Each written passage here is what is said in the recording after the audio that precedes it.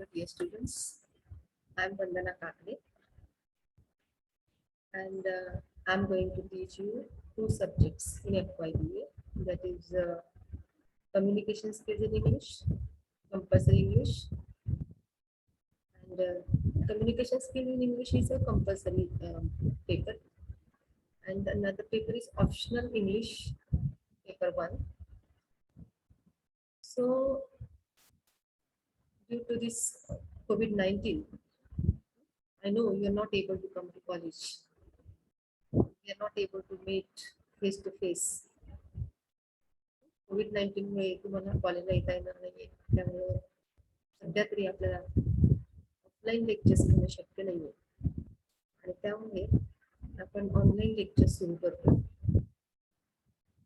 खरं तर दरवर्षी आम्हाला नवीन विद्यार्थी जेव्हा कॉलेज ऍडमिशन घेतात तेव्हा खूप उत्सुकता असते, तुमचे आनंदी चेहरे पाहण्याची, त्याचप्रमाणे तुम्हाला अनेक गोष्टी शिकवण्याची देखील. पण ठीक आहे, मला वाटतं नेक्स्ट सेमिस्टरमध्ये, सेकंड सेमिस्टरमध्ये आपल्याला कदाचित शक्य होईल ऑफलाईन लेक्चर घेणं, परंतु आता फर्स्ट सेमिस्टर तरी आपल्याला ऑनलाईनच करावं लागेल. तर dear students, in this lecture I would like to introduce the syllabus of communication skills in English. Actually हा पेपर तुम्हाला मी आणि राडे सर दोघं शिकवणार आहोत. म्हणजे काही टॉपिक्स मी शिकवेन तर काही टॉपिक्स राडे सर शिकवतील. परंतु तत्पूर्वी what we are going to learn in this particular course, okay, course.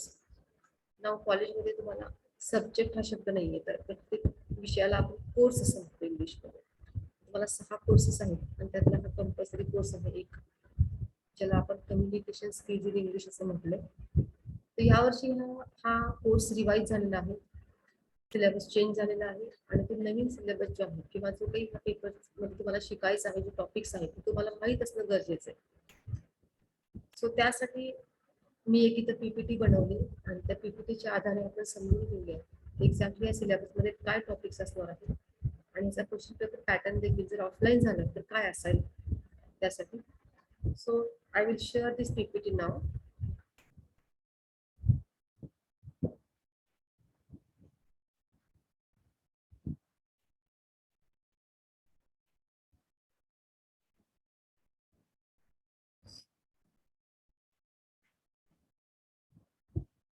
You can see here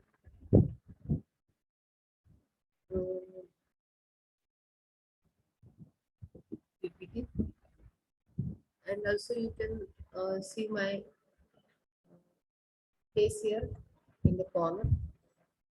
So let's try to understand the syllabus of communication skills in English.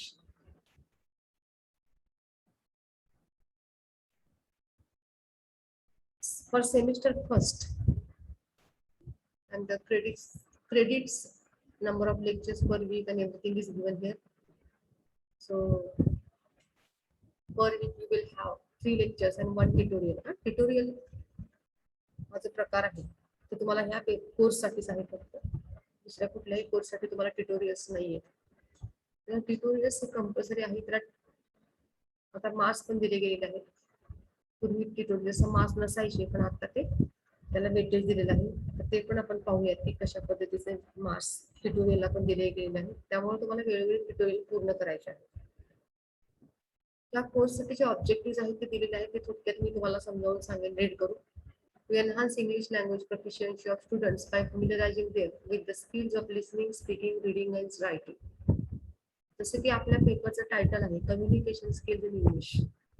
तो कोणतीही language असू दे, त्याची जी communication skills असतात तर ते 4 असतात.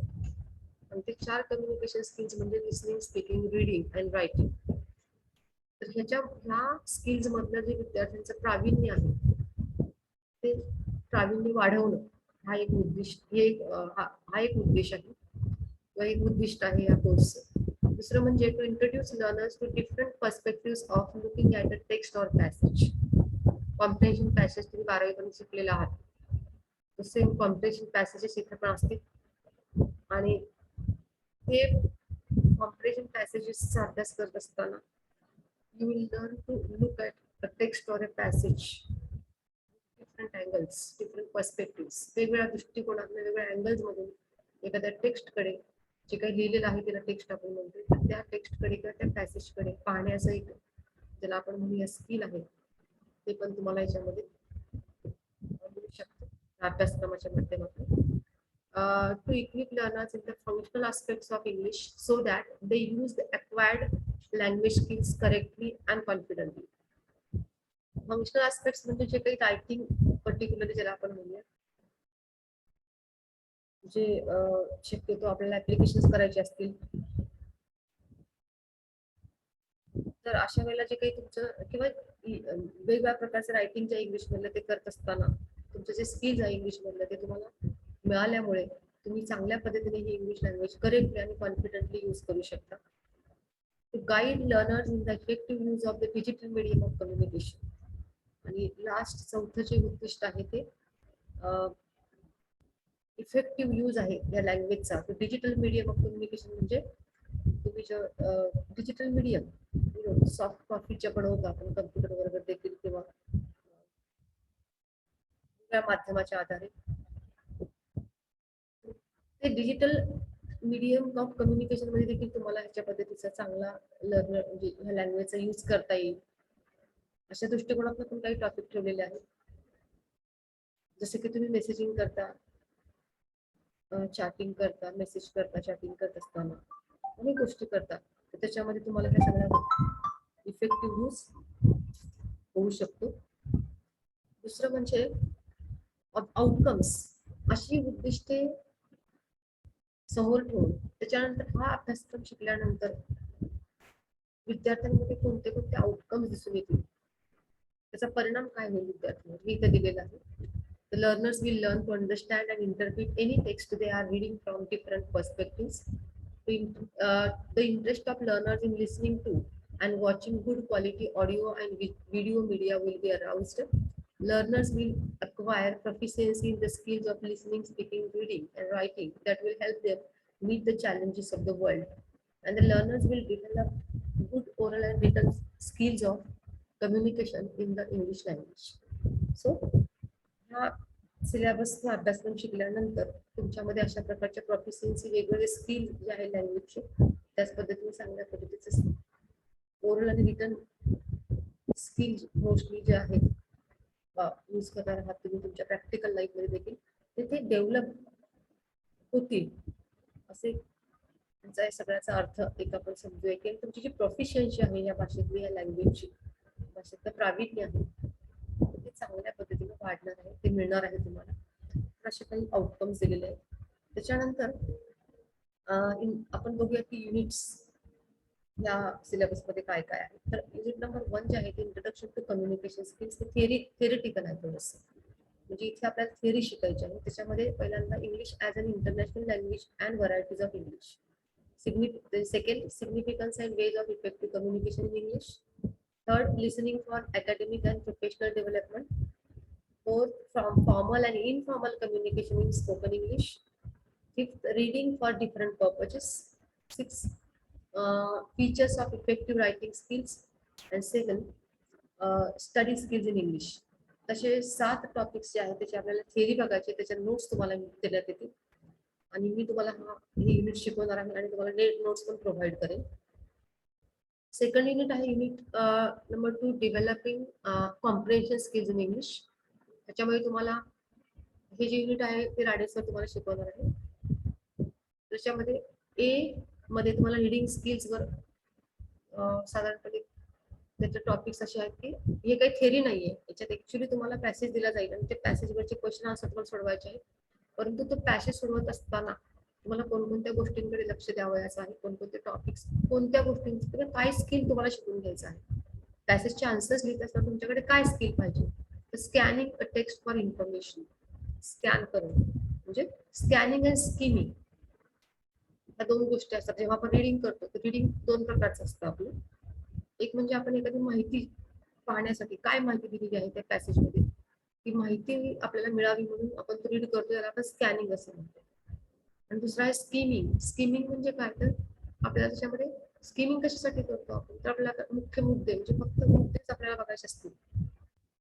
काय आहेत मेन मुद्दे, मेन आयडियाज काय आहेत, तर आपण बरोबर चालून ते मेन आयडियाज फक्त शोधण्याचा प्रयत्न करतो, तर आपण स्कीमिंग म्हणतो. फॉर एक्झाम्पल आपण जेव्हा पेपर रिडिंग करतो, न्यूजपेपर रिडिंग करतो, तेव्हा आपण त्या न्यूजपेपरवर जेव्हा नजर टाकतो ते हेडलाईन्स बघतो, फक्त कोणकोणत्या हेडलाईन्स आहेत, तर त्याला स्कीमिंग म्हणतोय आपण, फक्त हेडलाईन्स पाहणे.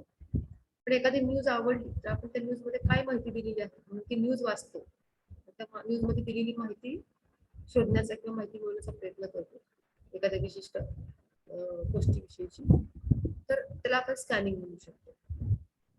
स्कॅनिंग म्हणजे काय, की माहितीसाठी रिडिंग करायचं आपल्याला, कशाबद्दल आहे ते, एखादा पॅसेज कशाविषयी आहे, आणि स्किमिंग म्हणजे त्यामध्ये कोणते कोणते महत्वाचे मुद्दे आहेत हे शोधण्यासाठी रिडिंग करणं. असं रिडिंग आपलं दोन प्रकारचं असू शकतं. गेसिंग मिनिंग ऑफ अन एक्सप्रेशन, आणि एखादं वर्ड किंवा फ्रेज किंवा क्लॉज असेल त्या पॅसेजमध्ये, तर त्याचा मिनिंग, त्याचा अर्थ गेस करणं हे देखील आपल्याला जमलं पाहिजे.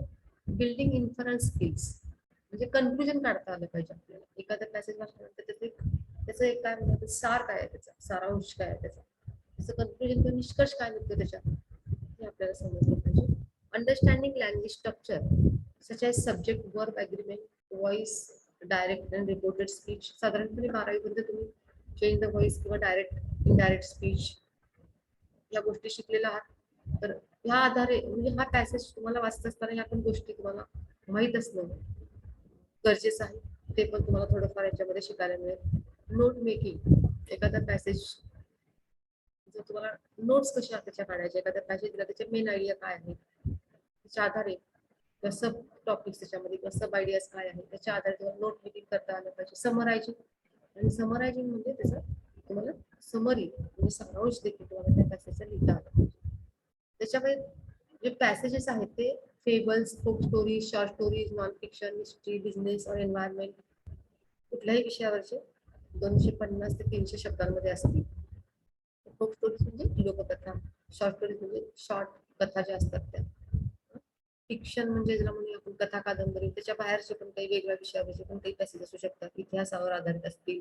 बिझनेस म्हणजे जर आपण व्यवसाय किंवा एन्व्हायरमेंट म्हणजे पर्यावरणावर आधारित देखील असू शकतील. पेपल्सचा अर्थ होतो की ज्याला आपण नीतिकथा म्हणतो, तर तशा टाईपच्या. त्याच्यानंतर सेकंड जे युनिट आहे त्याच्यामध्ये बी असं एक सब त्याच्यामध्ये डिव्हिजन आहे, आणि म्हणजे सेकंड युनिटच मध्येच परंतु लिस्निंग स्किल्स वर, पहिल्या ए मध्ये रिडिंग स्किल आणि बी मध्ये लिस्निंग स्किल आहे. तर लिस्निंग मध्ये listening for main ideas, listening for detail, listening for text organisation features, listening for tone, accent, style, register, predicting content and guessing meaning, making inferences from the audio visual text, listening for opinion, argument, counter arguments, etc., taking notes.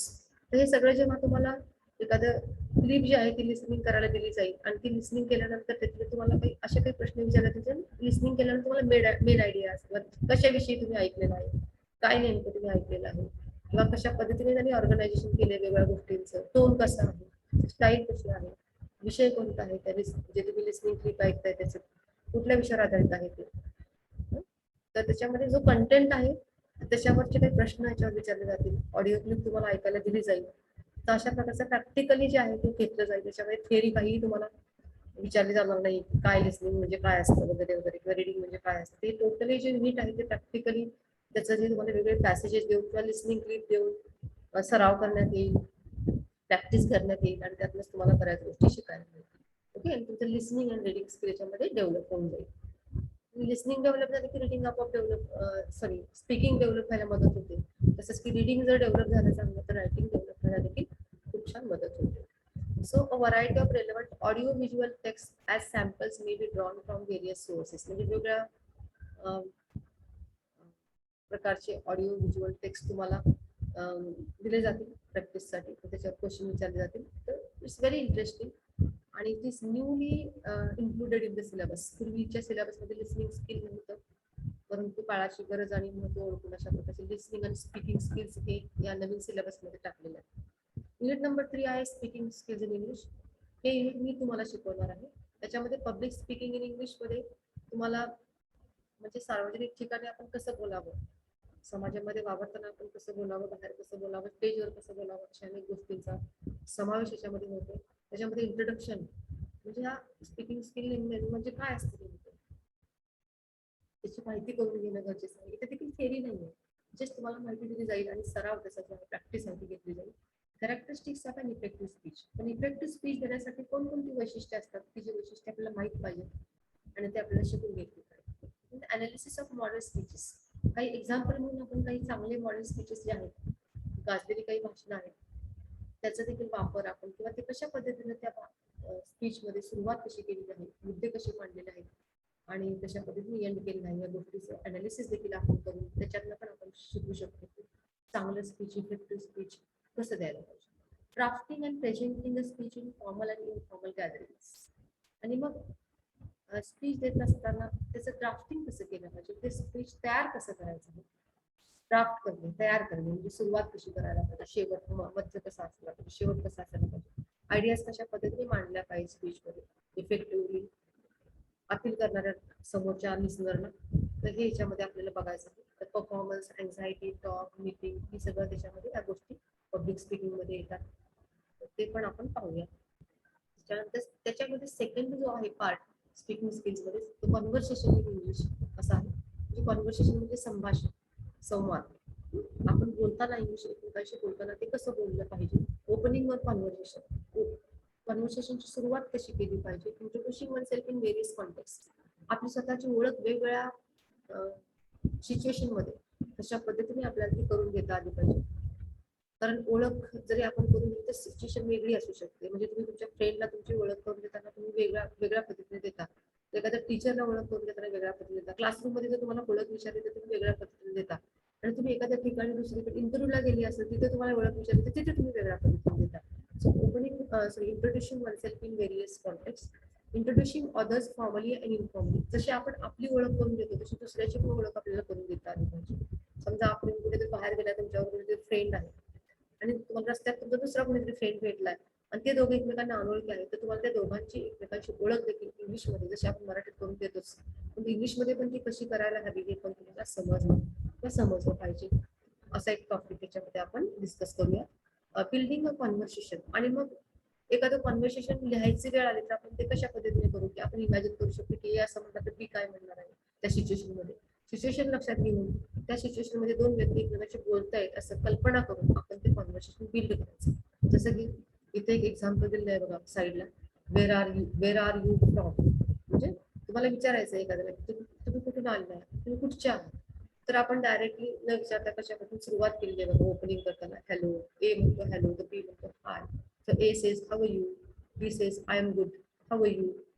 And then A says, good. Do you speak English? And then B says, a little. Are you American? म्हणजे थोडं थोडंच मला English येतं. आणि तो त्याला परत तुला तो एला विचारतो की are you American? A says yes. B says where are you from? मग तो अमेरिकन आहेस तर कुठून आहे, कुठचा आहेस तू नेमका? So A says I am from California. And B says nice to meet you. And then A again, A also says nice to meet you. So it's a very short and interesting conversation you can see here. Then leaving and closing a conversation, म्हणजे कशा पद्धतीने सुरुवात करायची आणि conversation कसं बंद करायचं, थांबवायचं, कुठे थांबायचं, कसं थांबायचं हे देखील आपल्याला समजलं पाहिजे. Conversation in group in various situations. आणि ग्रुपमध्ये बोलताना, ग्रुप डिस्कशन करताना देखील कॉन्व्हर्सेशन कसं करायला पाहिजे. स्पीकिंग स्किल्सचा तिसरा पार्ट आहे स्पीकिंग ॲट अन इव्हेंट. एखाद्या इव्हेंटमध्ये, एखादा कार्यक्रम आहे, फंक्शन आहे, कॉलेजचा प्रोग्राम आहे, तर त्या इव्हेंटमध्ये जर बोलायची वेळ आली तर कसं बोलता आलं पाहिजे. Anchoring or compering an event. Anchoring म्हणजे निवेदन करणं, ज्याला सूत्रसंचालन करणं मराठीमध्ये, सूत्रसंचालन देखील करता आलं पाहिजे. कसं करता येईल इंग्लिशमध्ये. Then introducing guest and speakers and dignitaries. पाहुण्यांची ओळख करून देणे, आलेले जे काही गेस्ट आहेत त्या कार्यक्रमाला त्यांची ओळख कशी करून द्यायची, ह्याची काय मेथड आहे इंग्लिशमध्ये, ती कशी करून देता येईल. नंतर तिसरा पार्ट आहे, तिसरा त्याच्यातला टॉपिक आहे प्रपोजिंग ओट ऑफ थँक्स, म्हणजे आभार प्रदर्शन. तर ओट ऑफ थँक्स कसं द्यायचं, आभार कसे मानायचे, इथे देखील एक एक्झाम्पल दिलेलं आहे ओट ऑफ थँक्स, हे पण तुम्ही बघू शकता. Short vote of thanks. Ladies and gentlemen, a very good morning to all. It gives me an immense pleasure to deliver the oath of thanks for this event to all dignitaries assembled here. I would like to thank our chief guest who honored this function with his inspirational thoughts. I would like to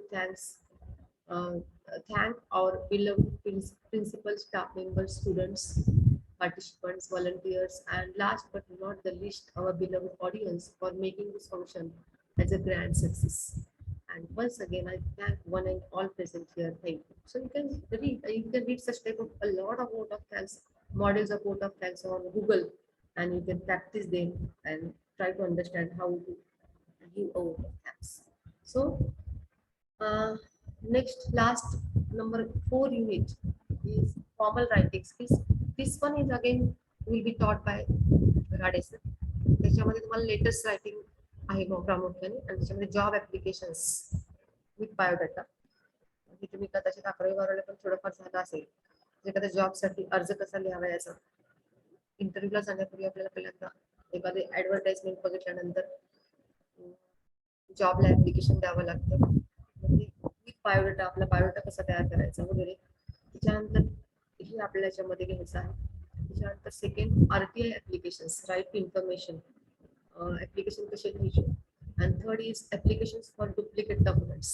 कारण कॉलेजमध्ये बऱ्याच वेळा तुमचे काही document जर हरवले असतील तर डुप्लिकेट डॉक्युमेंट्स तुम्हाला मागवावे लागतात युनिव्हर्सिटीकडून किंवा कॉलेजकडून. त्याच्यामध्ये आय कार्ड असू शकेल, मार्कशीट असेल, अशा प्रकारच्या गोष्टींसाठी ऍप्लिकेशन कसं लिहायचं वगैरेची पण माहिती तुम्हाला टॉपिकमध्ये मिळेल. ह्या टॉपिक मध्ये पण ईमेल्स पण आहे. ईमेल्स कसे लिहायचे, जॉब ऍक्सेप्टन्स अँड जॉईनिंग, म्हणजे मेल करायचं तुम्हाला जॉब ऍक्सेप्ट केल्यानंतर आणि जॉईनिंग करायचं आहे त्या जॉबसाठी, तर ते कसं द्यायचं मेलद्वारे.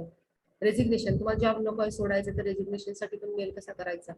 कंप्लेंट्स, एखाद्या गोष्टीविषयी तक्रार तुम्हाला कुठे करायची असेल तर ती कशी कंप्लेंट्स करायची मेलद्वारे. रिक्वेस्ट फॉर रेफरन्सेस आणि रिक्वेस्ट फॉर स्पॉन्सरशिप, अशा अनेक गोष्टी तुम्हाला ईमेल्स मध्ये शिकायच्या. सो ट्युटोरियल हा एक जो भाग तुम्हाला मगाशी म्हटलं की ह्या कोर्ससाठी आहे, तर त्याच्यामध्ये तुम्हाला काही गोष्टींचा वापर की ज्याच्यामध्ये ग्रामर स्टडी असेल, प्रामुख्याने ग्रामरवर तुम्हाला काही ट्युटोरियल घेतले जातील. त्याच्यानंतर युट्यूबच्या आधारे आपण ते सगळं करू शकतो प्रॅक्टिससाठी. लिसनिंग टू ऑडिओ क्लिप्स वगैरे असू शकतात. त्याच्यानंतर तुमच्याकडनं काही रिडिंगच्या क्लिप आणून मागून घेऊन तुम्हाला रिडिंग करून प्रेझेंटेशन किंवा रिडिंग करून तुम्ही छोटे छोटे रेकॉर्डिंग करून आम्हाला पाठवू शकता ट्युटोरियलसाठी.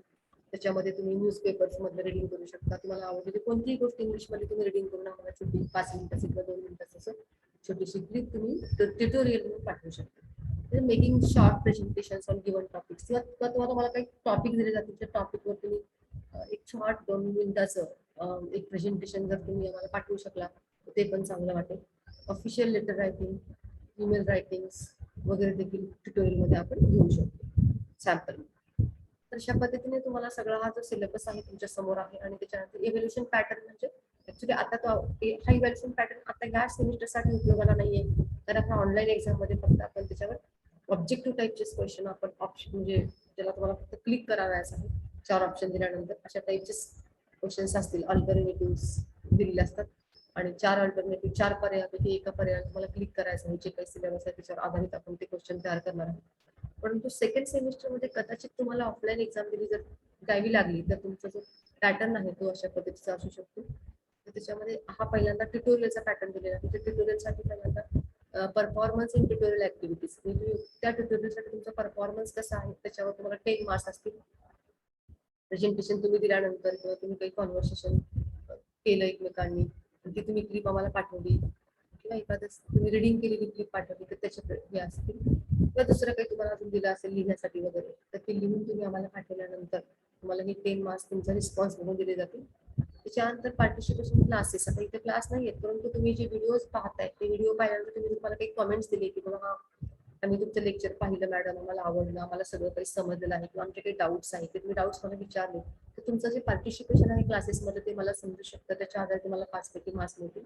आणि ओव्हरऑल अटेंडन्स म्हटलं इथे लेक्चर आणि ट्युटोरियलचा आता ऑफलाईन जेव्हा सुरू होईल तेव्हा तुमच्या अटेंडन्स वरही मार्क्स दिले जातील. परंतु आता सध्या तरी तुम्ही आम्हाला रिस्पॉन्स कसा देता या ऑनलाईन लेक्चरला त्याच्या आधारे तुम्हाला आम्ही 5+5 जे मार्क्स आहेत ते दिले जातील. अशी 20 मार्क्स ट्युटोरियल्स आहे इंटरनल इव्हॅल्युएशन मध्ये. इंटरनल इव्हॅल्युएशन ही टोटली 20 मार्क्स ट्युटोरियल साठी आहे. आणि तुमचं जी रिटर्न एक्झाम आहे, जर तुमची सेमिस्टर एक्झाम झालीच तर त्यावेळेस आपण अजून त्याच्यावर चांगली चर्चा करूया पुढच्या सेमिस्टरमध्ये. आता ह्या सेमिस्टर मध्ये मला वाटतं ह्याचे डिस्कशन करण्यामध्ये काही पॉईंट नाहीये, कारण यावेळेस काही रिटर्न एक्झाम होणार नाही. पण तरी पण तुम्हाला माहित असायला पाहिजे, यदा कदाचित रिटर्न एक्झाम झाली तर तुमचा जो क्वेश्चन पेपर पॅटर्न आहे तो 80 मार्क्सचा असणार आहे कम्युनिकेशन स्किल्स इन इंग्लिशचा. त्याच्यामध्ये क्वेश्चन नंबर 1 शॉर्ट नोट्स आहे 20 मार्क्ससाठी. असे क्वेश्चन नंबर 2 म्हणजे पहिल्या युनिटवर तुम्हाला थेरी आहे बघा, त्या थेरीवर आधारित 4 शॉर्ट नोट्स लिहायचे 6 पैकी 20 मार्क्ससाठी. एक शॉर्ट नोटला 5 marks 5 marks. And question number 2 आहे अनसीन पॅसेज. ते तुम्हाला माहितीच आहे अनसीन पॅसेज कशा प्रकारचे असतात. त्याच्यानंतर त्याला देखील 20 मार्क्स दिले. तिथं मला वाटते मार्क्स द्यावाचे राहिले चुकून.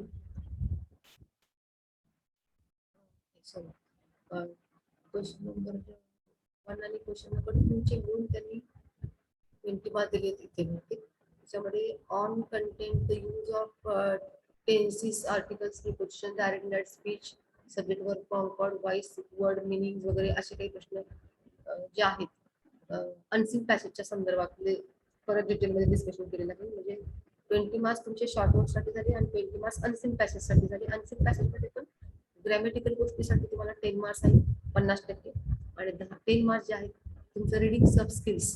तुम्ही कशा पद्धतीने आन्सर्स लिहिताय साधारणपणे मेन आयडियाज किंवा सगळे जे काही इन्फरन्सेस वगैरे तुम्हाला कसे जमलेले आहेत आन्सर शोधणं हा जो प्रकार आहे त्यासाठी तुम्हाला 10 मार्क्स आहे. म्हणजे ग्रामर आणि कॉन्टेंट असे 2 त्याच्यामध्ये पार्ट केलेले आहेत. क्वेश्चन नंबर 3 जो आहे तो तुमचा any 4 to be attempted from given options. Unit number 3 वर आहे. प्रत्येक युनिटवर एक क्वेश्चन आहे इथे 20 मार्क्सचा. तर 4 युनिटवर 4 क्वेश्चन्स आहेत 20 मार्क्सचे. हे आपल्या लक्षात येते. तर क्वेश्चन नंबर 3 मध्ये तुम्हाला preparing a speech on a given topic, questions on introducing self and authors, develop a conversation on a given situation, introducing speakers, guests in a given event, drafting vote of thanks at a given event. असे दिलेले आहेत options. त्याच्यामध्ये 3 वर तुम्हाला लिहायचं answer आणि त्याला 20 marks आहे. आणि क्वेश्चन नंबर 4 आहे जॉब ऍप्लिकेशन विथ बायोडाटा. त्याच्यामध्ये ए आहे क्वेश्चन नंबर 4 मध्ये. बी आहे आरटीआय लेटर आणि सी आहे ईमेल रायटिंग. ईमेल रायटिंग मध्ये 1 आउट ऑफ 2 म्हणजे 2 विचारले जातील, 1 लिहायचा आहे. तर त्याच्यामध्ये तुम्हाला जे मार्क्स आहेत ते 8 + 7 + 5 असे 20 मार्क्स टोटल या क्वेश्चनला दिलेले आहेत. तर असा हा सगळा सिलेबस किंवा क्वेश्चन पेपर पॅटर्न आपण पाहिला आहे. आणि मला वाटतं तुमच्या लक्षात आलेलं आहे. If you have any doubts, you can ask me, you can call me, you can speak to me on the group as well as in the Google Classroom. तुमच्यासाठी मी Google Classroom बनवलेलं आहे राडी सरांनी. त्यात तुम्ही Google Classroomला सगळ्यांनी join व्हायचं आहे. तुमचे काही फ्रेंड्स असतील ते जॉईन झाले नसतील तर तुम्ही त्यांना कम्युनिकेट करून सांगा जॉईन व्हा. आणि तुम्ही every day you should see की तुम्हाला जे काही मेसेजेस येत आहेत मेल येतील कदाचित क्लासरूमच्या संदर्भातल्या, तर त्या तुम्ही ओपन करा. क्लासरूम ओपन करा आणि क्लासरूम मध्ये जे काही मी आणि राडे सर तुम्हाला जे काही शेअर करणार आहे ते तुम्ही रेग्युलरली पाहत चला की जेणेकरून तुम्हाला चांगल्या पद्धतीचा हा जो कोर्स आहे त्या कोर्समधल्या कॉन्टेंट विषयी माहिती मिळेल आणि तुझी प्रॅक्टिस होईल and you will learn a lot of things. Okay, so I think I will stop here now. Thank you.